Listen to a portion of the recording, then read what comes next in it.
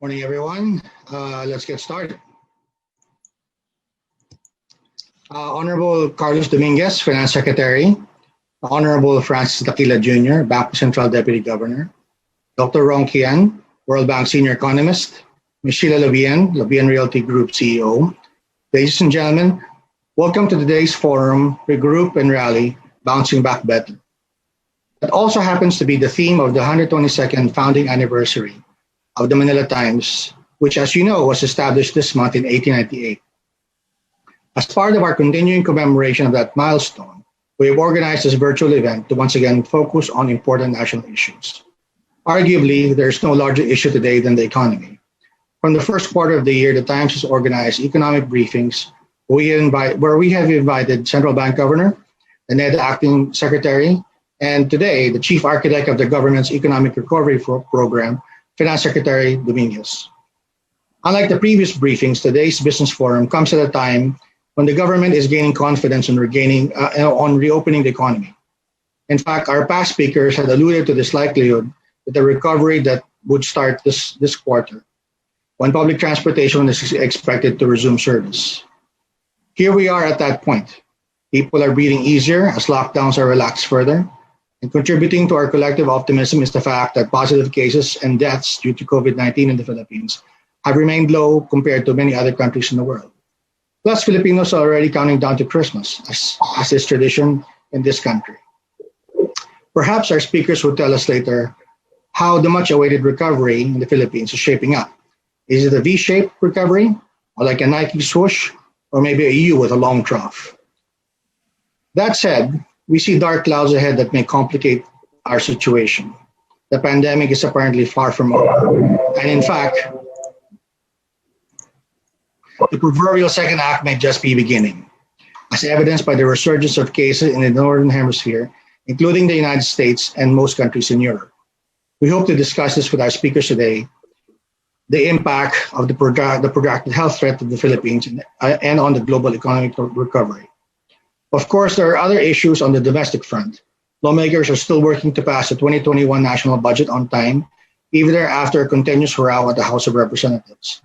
Past reports quoting legislators and economists have underscored the consequences of a reenacted budget.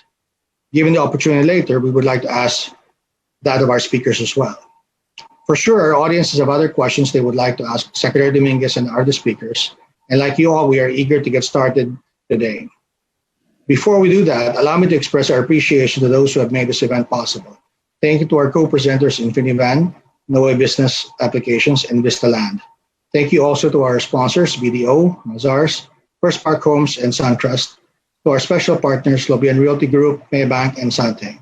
We also wish to acknowledge our partner organizations, the British Chamber of Commerce, the Financial Executives Institute of the Philippines, or FINEX, the Management Association of the Philippines, or MAP, and of course, our official media partner, the Manila Times TV. As usual, reports of today's forum will be published tomorrow in the print and digital edition of the Manila Times. Let me just add that the digital edition is a replica of our print edition, and during these times when people still feel some anxiety about going out, the digital edition is a convenient and affordable option for these times. Lastly, I wish to thank those watching this event on the Manila Times website and on our social media platforms. And so now let us get to our first speaker, our keynote speaker today, Secretary Dominguez. Thank you. Mr. Dante Francis Ang II, President and CEO of the Manila Times, senior officials of the Manila Times, BSP Deputy Governor Francisco Daquila, members of the business community, friends in media, good morning. Thank you for the opportunity to speak with you today.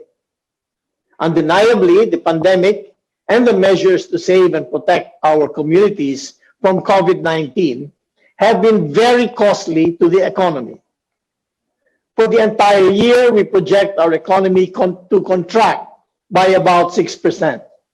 We have seen unemployment spike when the domestic economy was hindered by the lockdown. Our enterprises have borne the brunt of the economic downturn. Behind the headline numbers, however, there is some consolation. The most recent independent public opinion polls indicate that the Duterte administration's response to the pandemic is well appreciated by our people. The Pulse Asia survey showed that President Duterte received a job approval rating of 91%. It is fortunate that when COVID-19 crisis hit, the Philippines was financially ready. Since 2016, we have started building up our finances to support our aggressive infrastructure program designed to lift Filipinos out of poverty. Little did we know that this financial buildup would also serve to buttress our defenses against economic shocks. The game-changing reforms we passed over the last 4 years have strengthened our fiscal stamina. Without our series of tax reform, the rice tariffication law, and other far-reaching measures, the COVID-19 crisis would have inflicted much more pain on our people and on the economy. We thank our legislators for passing these measures on time. They have provided us with the necessary tools needed to fight the pandemic. By 2019, we were able to bring up our revenue effort to 16.1% of GDP. This is the highest in more than 2 decades. In the same year, we worked down our debt to GDP ratio to a historic low of 39.6%. The Philippines has the lowest external debt position among the ASEAN 5 countries. In 2019, we posted a 20.2% external debt to gross national income ratio. Our gross international reserves hit an all-time high of $100.5 billion by the end of September of this year. The buffer is sufficient for 10 months worth of imports. Our foreign reserves are more than our outstanding external debt, which stood at $87.5 billion as of June of this year. The crisis in the past had pushed the Philippine peso to depreciate together with other currencies of other emerging markets. Not this time. To date, the Philippine peso has appreciated by 4.3% against the US dollar. Our credit ratings have endured a global tide of downgrades and remain at historic highs. The strong fiscal position we had was an advantage. It gave us room to reallocate budget items to fight the pandemic. We were able to quickly access emergency loans from our development partners and the commercial markets at very low rates, tight spreads, and longer repayment periods. This year, we expect to collect less taxes as we increase spending in healthcare and relief measures to prop up our country for recovery. The borrowings we have secured will help cover our revenue shortfall. Although there were enough excuses to grow the deficit and borrow more money, we have chosen to take the path of fiscal prudence. Our goal is to land our deficit to GDP ratio in the middle of our ASEAN neighbors and credit rating peers. This conservative approach will allow us to continue accessing the financing we need at favorable terms for the Filipino people. The Congress adhered to our prudent approach by passing 2 fiscally responsible measures. Both Bayanihan 1 and 2 recognize that the fight against the pandemic has an indeterminable timeline. This is going to be a marathon, not a sprint. We have to be prudent in the use of our finite fiscal resources. After all, it is the virus that ultimately dictates the timeline in this battle. Bayanihan 2 opened the way for the government to begin rebuilding our domestic economy. We have ensured that help is available to key industries without intervening excessively in the workings of the private sector financing. The credit programs under Bayanihan 2 will support rather than diminish the financial sector's continued strength and stability. For instance, it infuses additional capital to our government financial institutions, enabling them to expand lending support for enterprises in distress. This will have a large multiplier effect on economic activity. Every peso infused in our government financial institutions will generate around 10 times its value in credit. The additional capital will be used to protect the productive parts of our economy. The increased lending capacity will also enable our government banks to serve as wholesale banks and rediscounting agents for smaller and medium-sized banks and microfinance institutions. The Duterte administration is maintaining its commitment to ramp up infrastructure spending. With its high multiplier effect, the Build program will play a pivotal role in our economic recovery.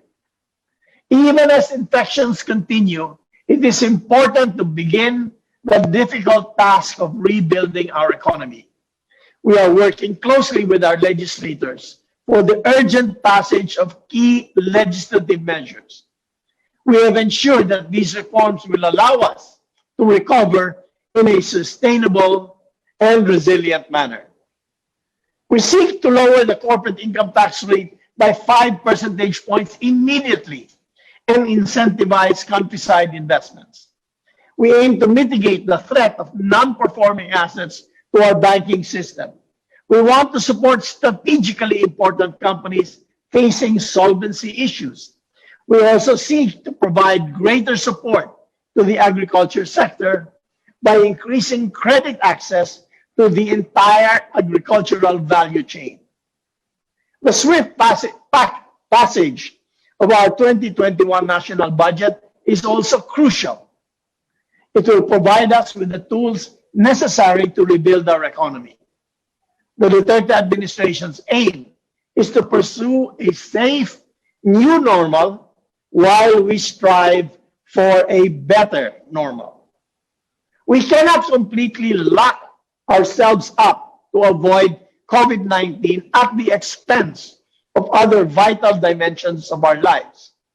We should take less costly but effective measures. We are doing our utmost to balance our efforts to revive consumer confidence and reopen the economy with health interventions. The progress we have seen in our labor market after a slight easing of mobility restrictions is very encouraging. Our unemployment rate in July of this year significantly dropped to 10% from a high of 17.7% in April when strict lockdowns were still in place.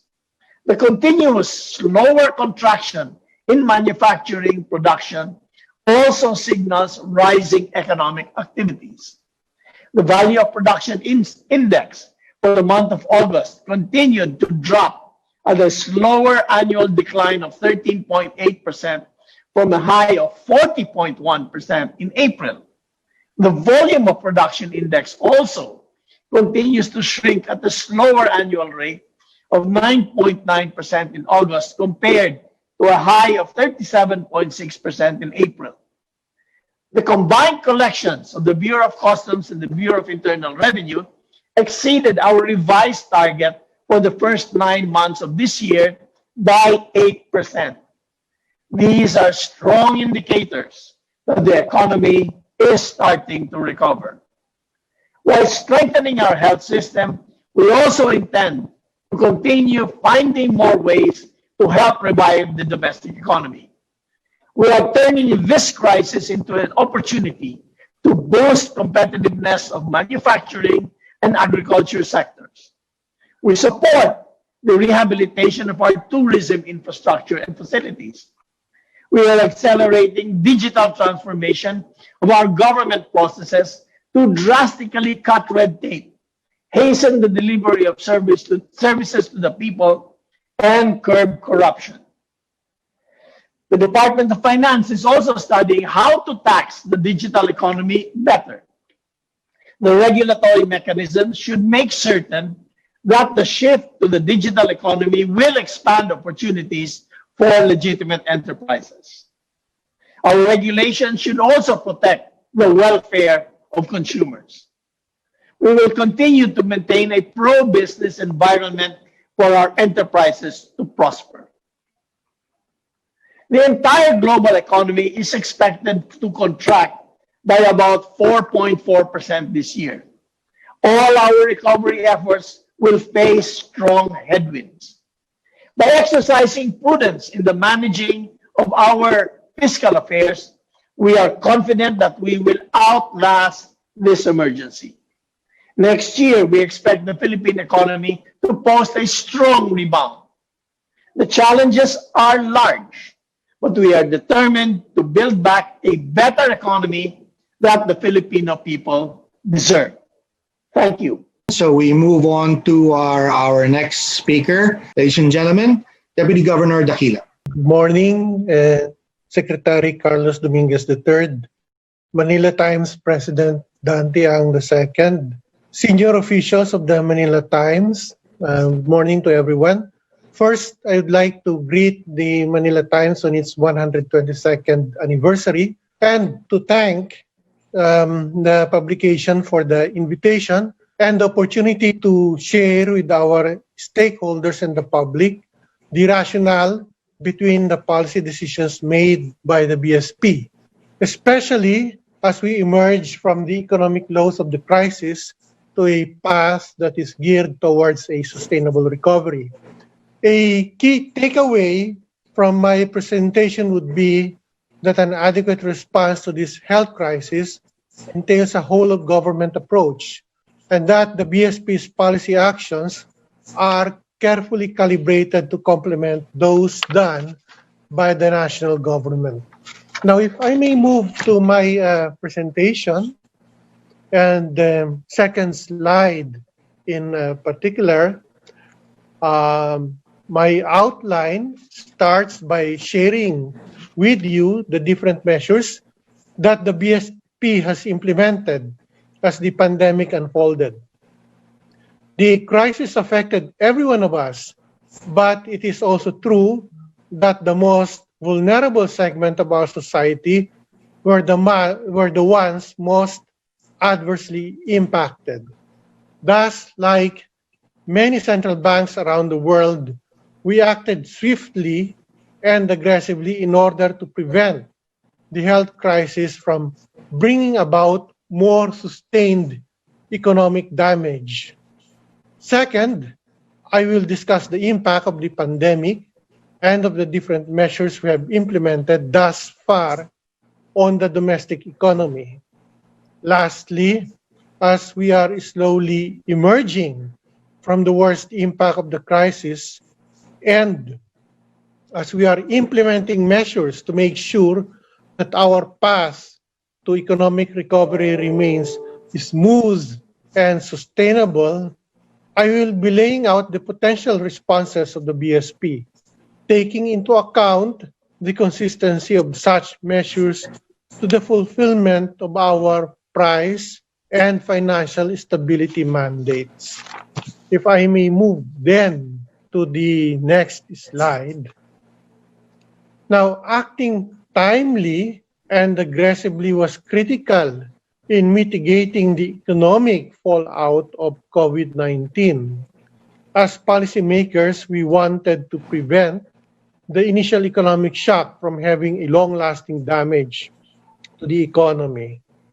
The range of measures implemented by the BSP aimed at mitigating the economic fallout by providing additional liquidity to the financial system, thereby ensuring the continued availability of credit to critically impacted households and firms, and maintaining the smooth functioning of the financial system.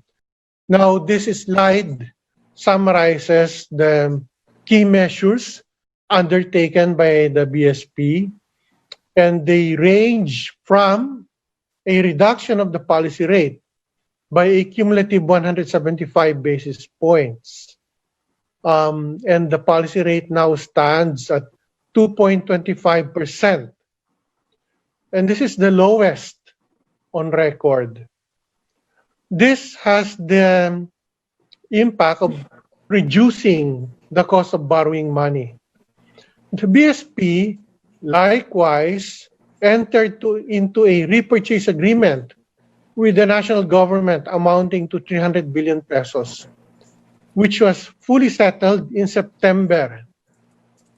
Early this month, the BSP further provided the national government with an 540 billion peso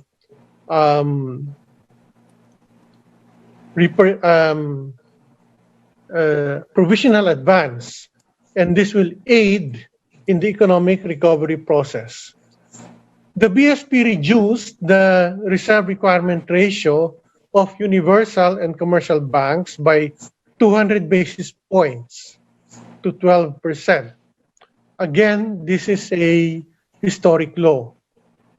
The BSP likewise implemented targeted liquidity and lending operations.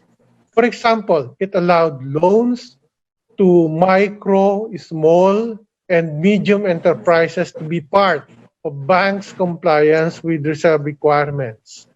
It participated in the secondary market for government securities to provide liquidity in the financial markets and hence to ease the tightening of financial conditions that we have experienced very early during the lockdown period, and to maintain the flow of credit to the economy.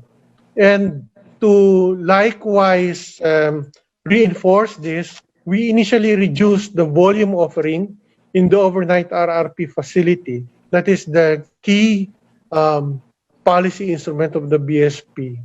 We suspended term deposit facility auctions for certain tenors and temporarily reduced the term spread on peso rediscounting loans relative to the overnight lending rate to zero. And we also remitted 20 billion pesos in advance dividends to the national government. So moving on to the next slide. These policy actions were consistent with the inflation outlook, which remains the primary indicator that the BSP looks at, in accordance with its mandate of preserving price stability. So again, I'd like to reiterate that the 175 basis point policy rate cuts were possible as the inflation outlook has remained benign, with headline inflation remaining low and stable. The year-to-date headline inflation as of September stands at 2.5%, which is comfortably within the inflation target range of 2 to 4%. We see that the double-digit unemployment rate of 10% in July translated to 4.6 million unemployed individuals. But this is a recovery compared to the 17.7% unemployment rate registered in April. By region, only the National Capital Region registered higher unemployment at 15.8% in July relative to April at 12.3%. The recovery has been faster in areas outside Metro Manila. And this also validates the analysis that the rise in unemployment is really mostly due to the restrictions that have been imposed. And we can see that these restrictions are more binding in the NCR region.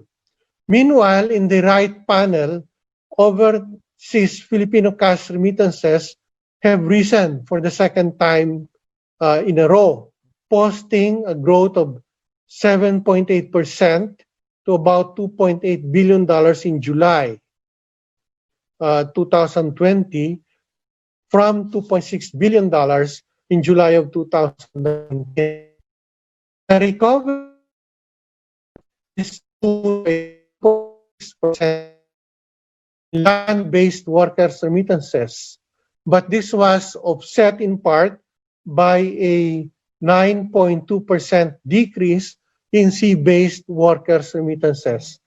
For the period January to July of this year, the cumulative decline in cash remittances went down to 2.4%. And this is why we are projecting that for the entire year, remittances could decline by about 2.0%, which is an improvement over the earlier projection that we made of a decline of 5% in remittances. This is a positive development, and in particular, it supports our assessment that the external sector will remain manageable with adequate buffers against external headwinds. In the second quarter, as shown in the next slide, the overall balance of payments posted a higher surplus of $4.2 billion compared to a $991 million surplus in the same quarter of last year. And this came about because of the current account reversing to a surplus position compared to a deficit position last year. And we can trace this to a reduction, a more pronounced reduction in our imports compared to our exports. Both our imports and exports are expected to contract, as we shall see later on, but the contraction in imports will be greater. So all in all, we forecast that the overall balance of payments for the entire year will be at a surplus of $8.1 billion, equivalent to 2.2% of GDP. And the current account will swing to a surplus of about $6 billion, or equivalent to 1.6% of GDP, which compares to our earlier projection of a deficit in the current account of $1.9 billion, or 0.5% of GDP. Again, this comes about because exports are expected to contract by 16% for this year, but imports are expected to contract by 20%.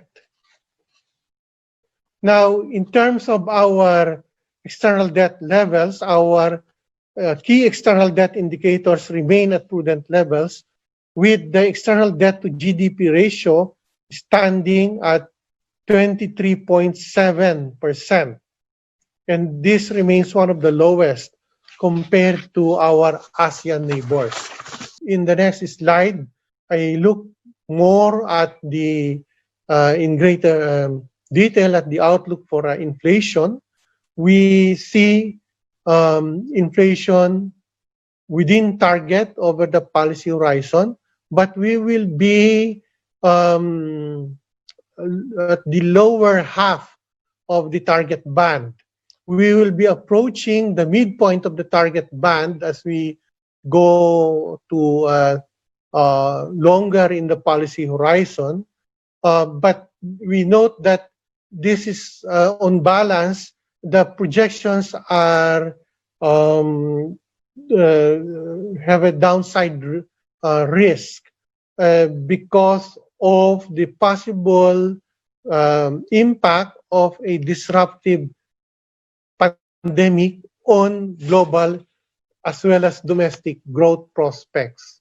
So we see that the chances that inflation will be lower than what we had projected to be slightly higher than the chance that the inflation will be higher than the projected levels.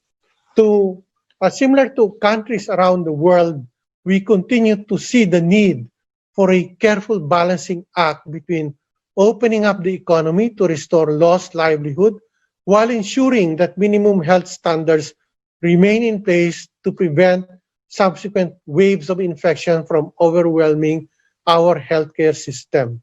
For its part, we continue to implement policies aimed at supporting economic recovery while remaining consistent with our mandate of maintaining price and financial stability. To this end, we actively support the enactment of several legislative proposals, including those listed in this act, including the laws pertaining to the secrecy of bank deposits, the Credit Information Systems Act, Agri-Agra Law, Financial Consumer Protection Bill, the Guide Bill, and the Financial Institutions Strategic Transfer Bill. Now, as key takeaways, again, we underscore that very early on, during this emergency, the BSP acted aggressively, easing monetary policy and launching several liquidity-enhancing measures to mitigate economic and financial fallout from the COVID-19 pandemic, as well as complementing the fiscal response from the national government. Second, while the economy gradually recovers from the worst part of the crisis, uncertainty surrounding the evolution of COVID-19 remains, and therefore that the BSP is prepared to use the full range of its monetary instruments and to deploy monetary policy and regulatory relief measures as needed in fulfillment of its price and financial stability objectives. So with that, thank you. Would you please welcome Ron Kian from the World Bank.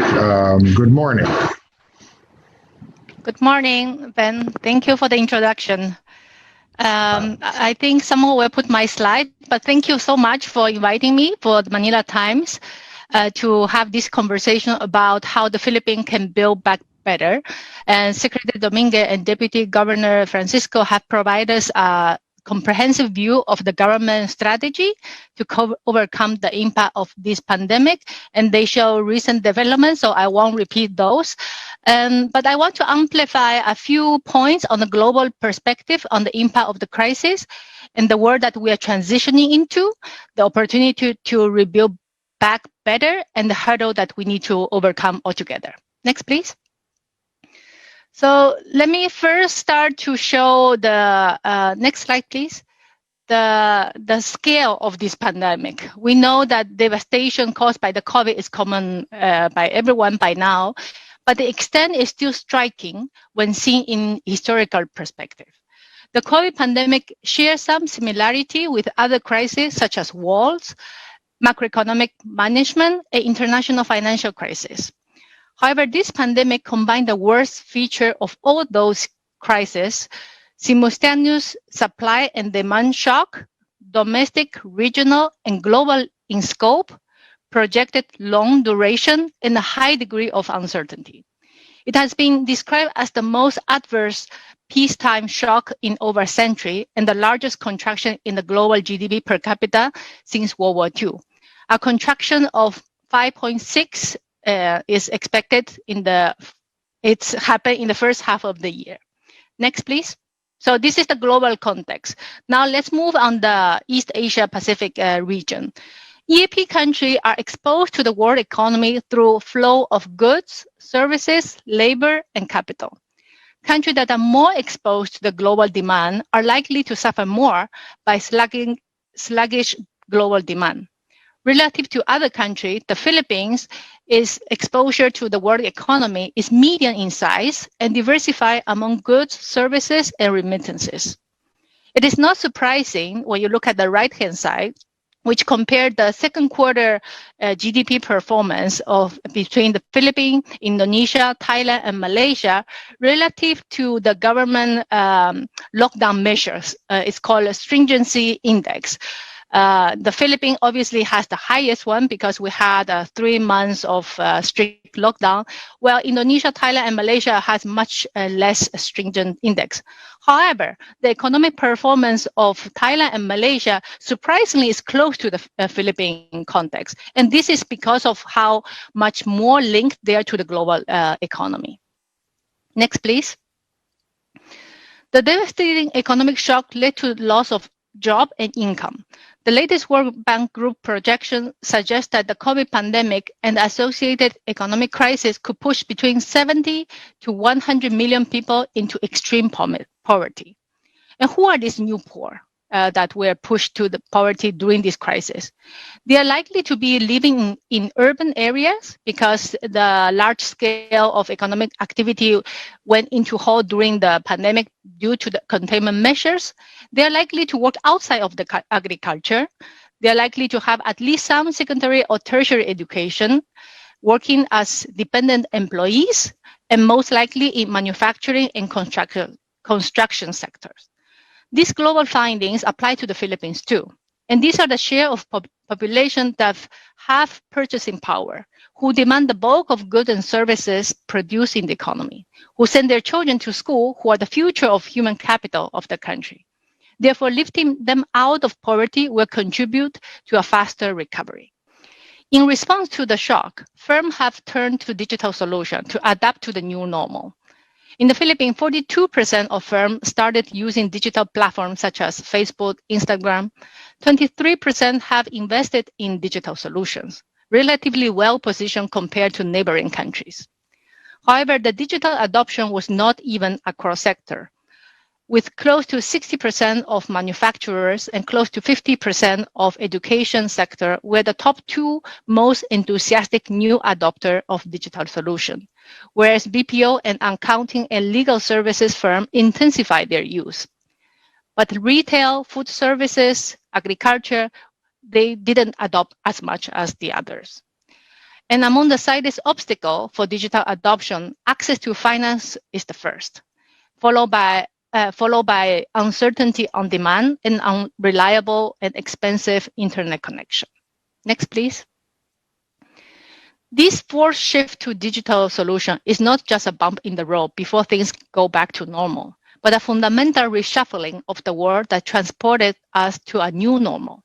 In fact, if there's a silver lining to the current crisis, it is that it can serve as an opportunity for companies to make some fundamental shift and to implement structure and practices that will enable them to thrive.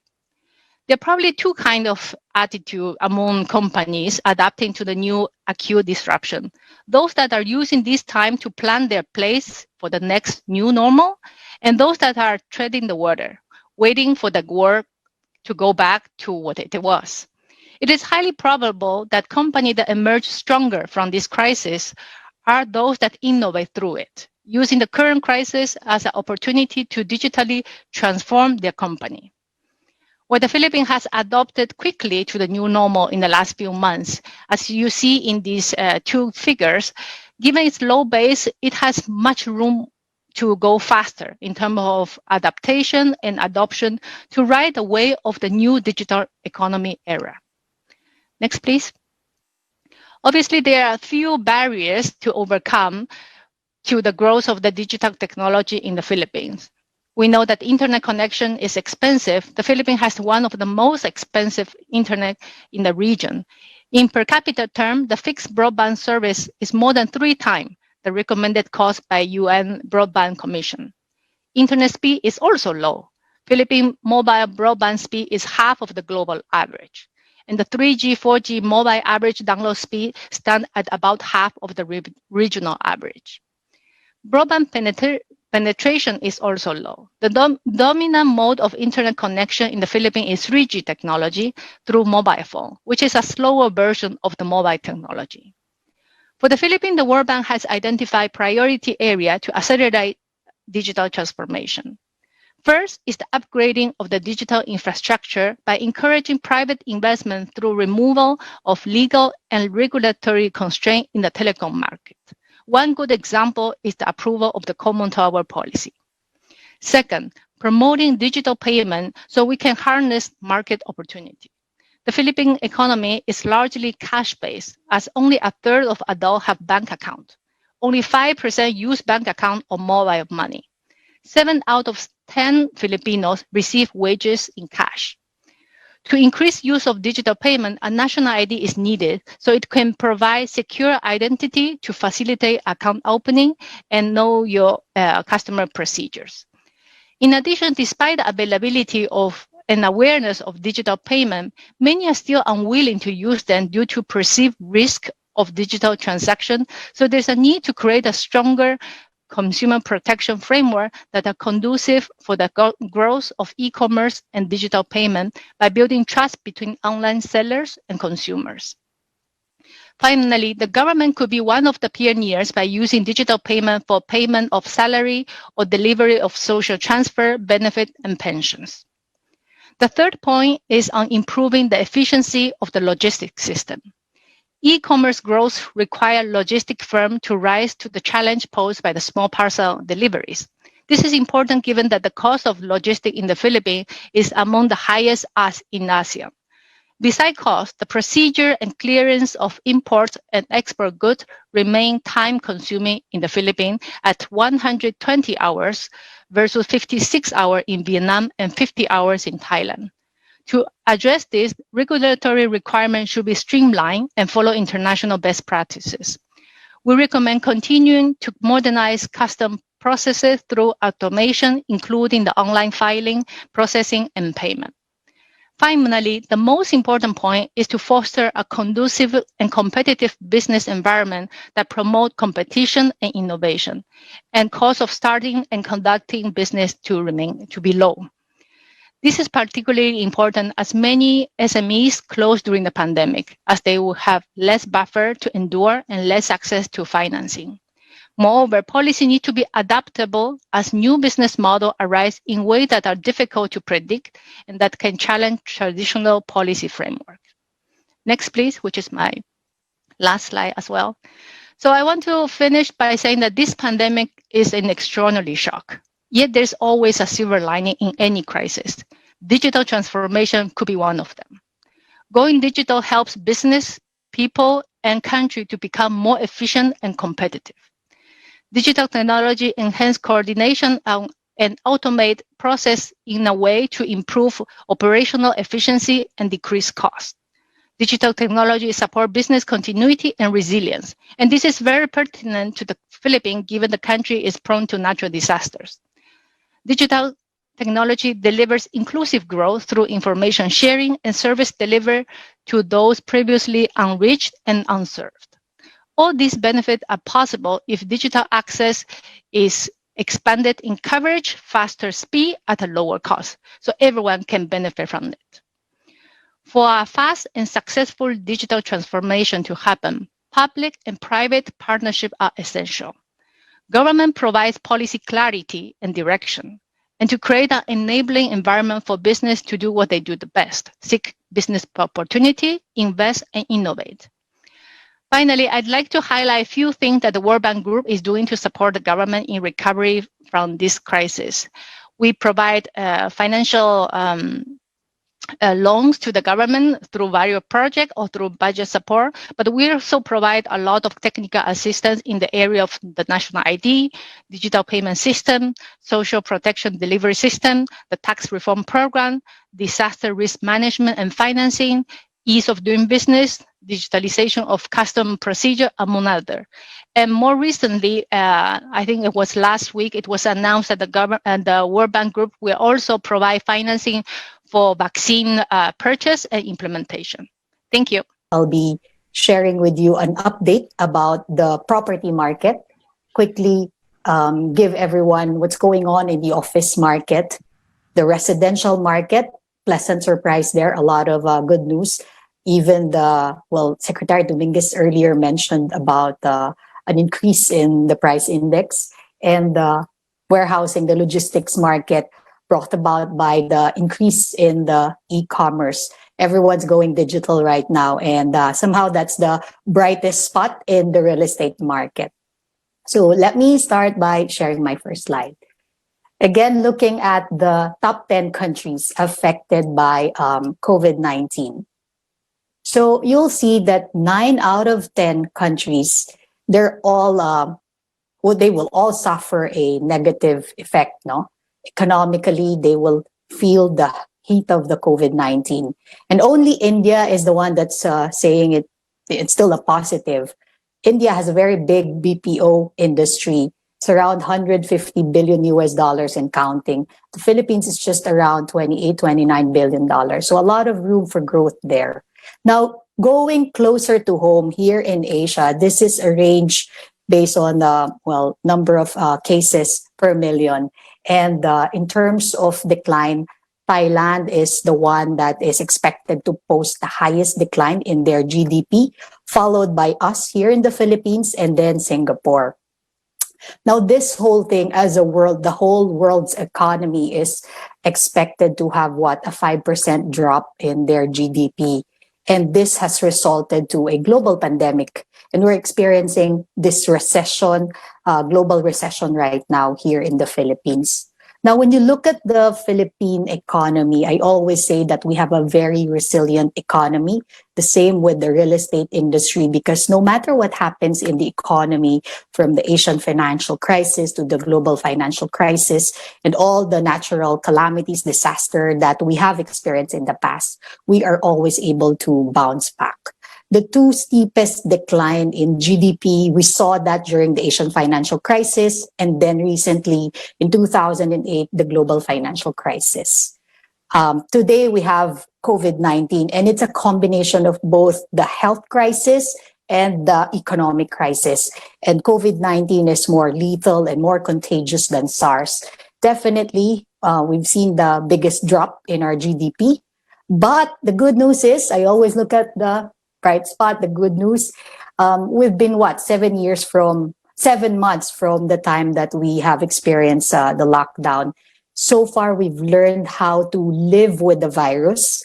Everyone, somehow there is confidence. The confidence is slowly going back in the market. People are so used to wearing their mask every day, face shield, social distancing, washing their hands, the basics, like what Secretary Dominguez has said earlier. And somehow that's the good news. And now let's talk about the positive things. What do we see in the next 12 months? Here are some of the key economic forecasts. So for the next 12 months, this is from the Trading Economics.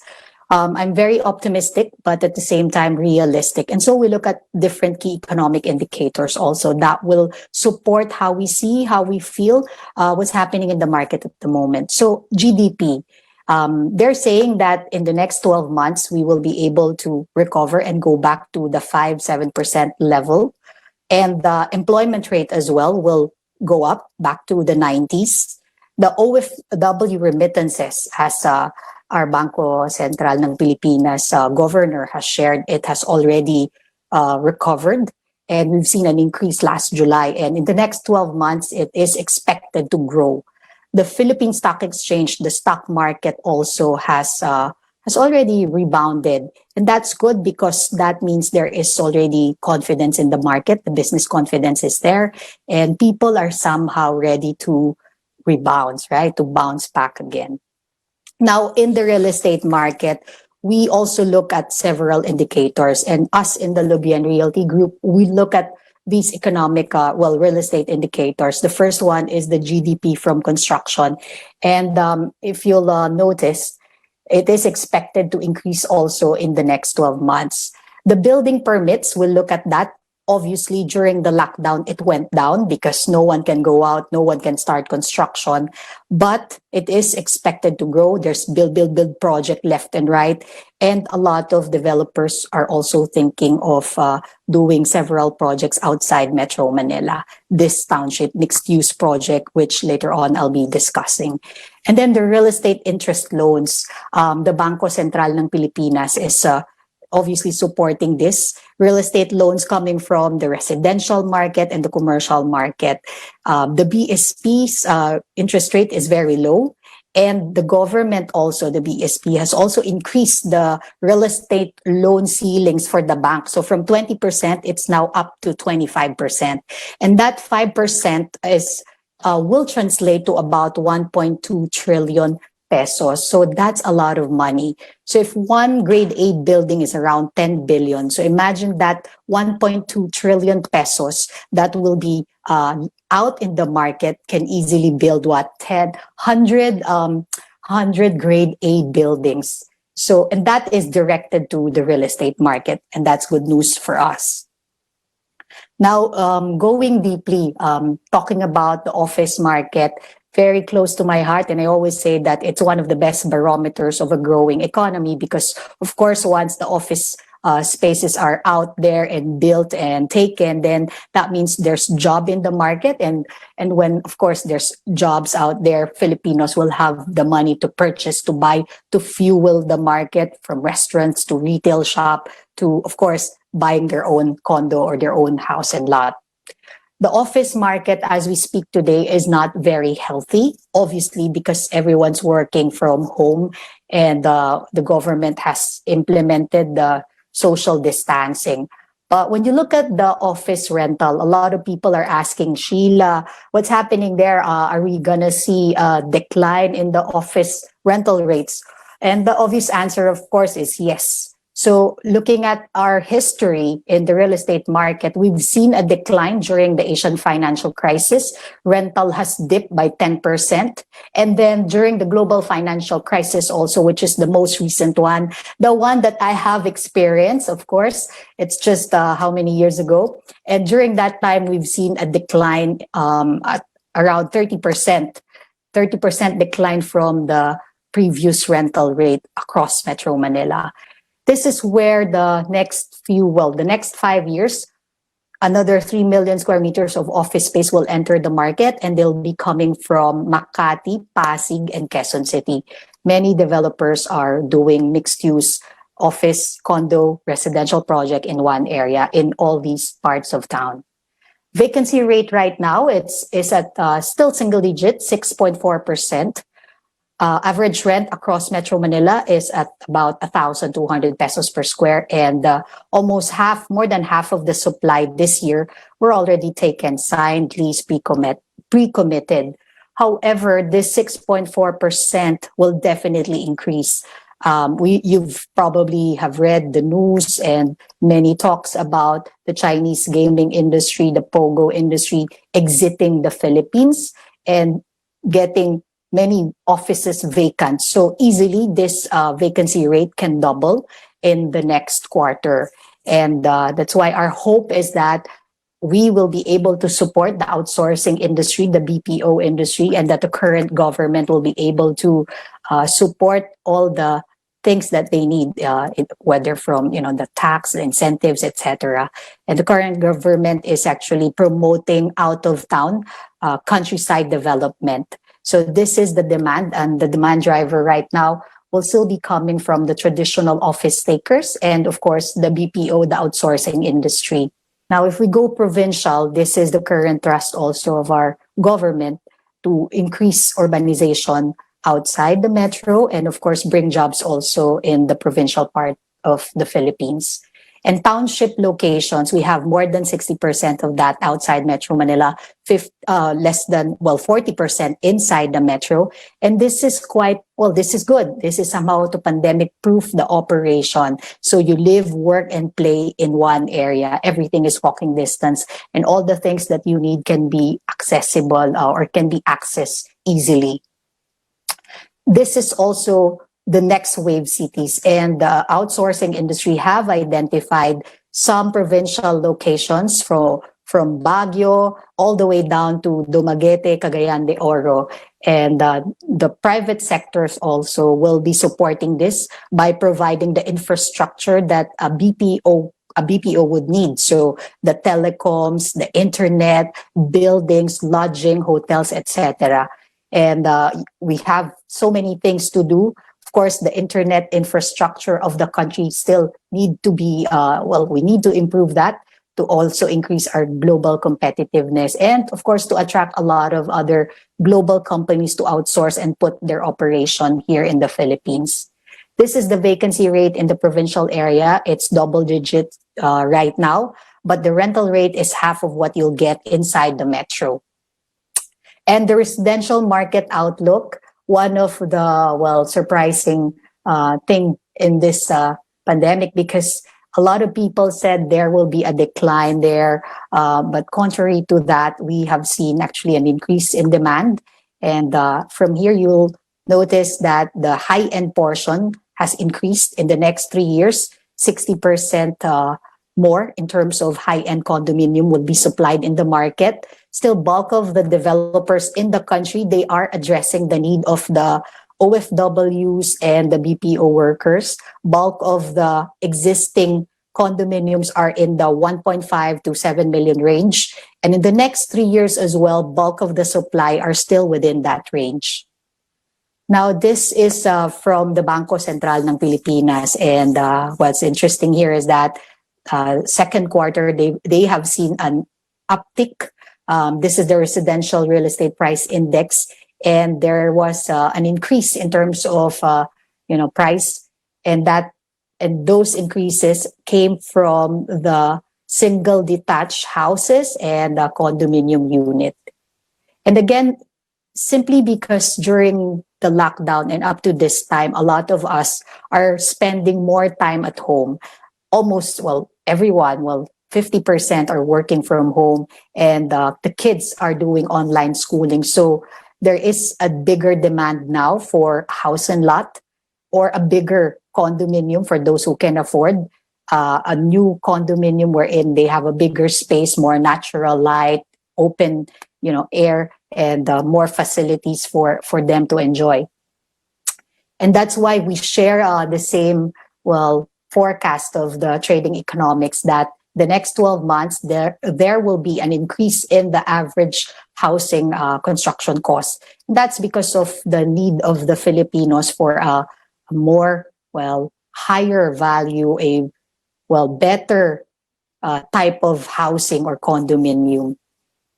And the tourism and hospitality industry, nothing much to say. A lot of them are just surviving right now, trying to either convert their facility or use the rooms as a quarantine site. The current Department of Tourism is actually pushing domestic travel, and they even run a survey and said, and in that survey, we learned that the majority of the Filipinos are now willing to do domestic travel around the Philippines, and 60% said they will really do so in the next 2 months. So those are the good news. Even in the tourism industry, we're seeing some recovery already.